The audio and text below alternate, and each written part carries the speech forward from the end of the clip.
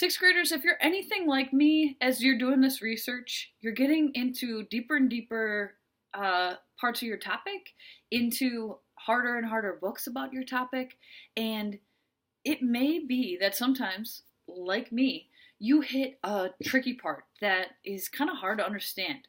Whether it's a tricky word that's new to you or a tricky idea that they're just dropping in the book like you should know it, but like I don't know it, or like people that you don't know. Maybe they reference someone famous, but you don't really have an idea of why they're famous. These could be moments where you use a strategy that it is super easy and super useful, not just when you're doing work in readers, but any time that you're doing research, like in Ms. Shapluski's class for History Day. So anytime you hit a tricky part, here's one tip. I'm going to use an example to show you this tip. And the word and the idea that was really confusing for me was this thing that beavers produce, I guess, called castoreum. And they kept throwing this word around, and I didn't really know what it was. So I decided to use this strategy to figure it out, okay? So really I started off as a tricky word, but it became clear as I did some research that it's actually a tricky idea, too. So beaver castoreum. What is this? I had to figure it out, okay? So if I wasn't going to find it in my book, one place that I could look is on my iPad. By simply, easily taking this word that I'm not understanding and researching it on the side, okay? So when you hit a tricky part, research on the side, then bring that information back in to better understand your topic. It may even turn into a box and buttons if you find that it's really important, okay? So, beaver castoreum. You guys, I chose this because I didn't know it, but it turns out it's like something kind of gnarly and interesting to learn about, so I can't wait to teach you what I learned, okay?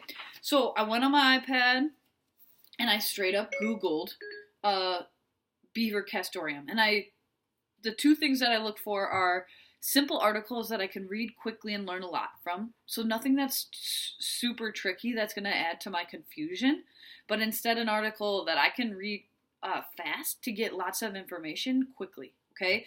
And another place you could look is by looking at images or on YouTube, okay? So I found something interesting as I researched and was looking at, wow, so bright. How do we do this? Okay. As I was looking up beaver castoreum by simply searching it, okay, it says, I'm eating what? Natural raspberry flavor is castoreum, okay? Now, it gets crazier than this. So, this oil is in food that we eat, and that was the first thing I learned. So, castoreum, it creates food flavoring, whether it's strawberry or vanilla. You can find it in ice cream or candy or even perfume. Now, beavers, I found out, use it to make, use it to mark their territory, okay? So that makes sense to me. Like, I know that dogs mark their territory with urine, and it's really the dog's smell that it's passing on. Well, the same thing with this oil is that it's what beavers use to mark their territory. And it comes from a gland. Yeah, you read that right. It comes from a gland by the beaver's butt. Okay? Gnarly. This isn't our food? What? Okay, I had to learn more. Well, I learned, thankfully, that it's safe to eat. Okay, guys? So, like, if you ever ate something with beaver castoreum in it, no sweat. It's not going to make you sick. It's actually like sap. Okay, so I'm like, okay, now I got kind of a picture of what it is. And also, like, if you're like someone who doesn't like to eat oil from a beaver's butt, it's actually pretty rare that it's in food anymore. Watch these sticky notes go flying. It's pretty rare that it's in food anymore because castoreum is super expensive. So they found different ways to flavor food that's cheaper. So actually, if you do eat something with castoreum in it, you're pretty lucky because it's kind of a delicacy or something that you don't get to eat without paying a lot or knowing someone who like is willing to pay a lot for that food. Okay, so quickly by researching through pictures and by watching one YouTube video that was like 2 minutes, I learned all of this stuff about beaver castoreum that I didn't know. I can understand what it like looks like, where it comes from, what it's used for, both for beavers and humans, and also like some details about like the gnarly aspects of it. Just because it comes from a beaver's butt doesn't mean it's not safe, but it's also super expensive. Okay?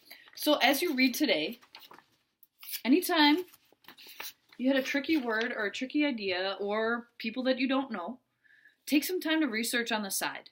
And remember that this isn't just a skill for today, and it's actually not even just a skill for this class. It's a great habit to have as a researcher of any topic, because when you build up those little pieces of the puzzle that are tricky, the whole picture looks clear. Now I understand why beavers were hunted and are hunted, because this castoreum is expensive. If I had a bunch of castoreum, I could sell it to someone who's trying to flavor food to get a lot of money. So now I not only know about beaver castoreum, but I understand why beavers were once and still hunted, and how parts of them are very valuable to humans. So, sixth graders, I'm done talking about beavers' butts. It's your turn to think about your research. Anytime you hit a tricky word, a tricky idea, or people you don't know, take a second to research on the side. Use the information to either create a buttons and boxes, or to help you understand as you continue to read in your regular book. All right, readers, ready, set, rock.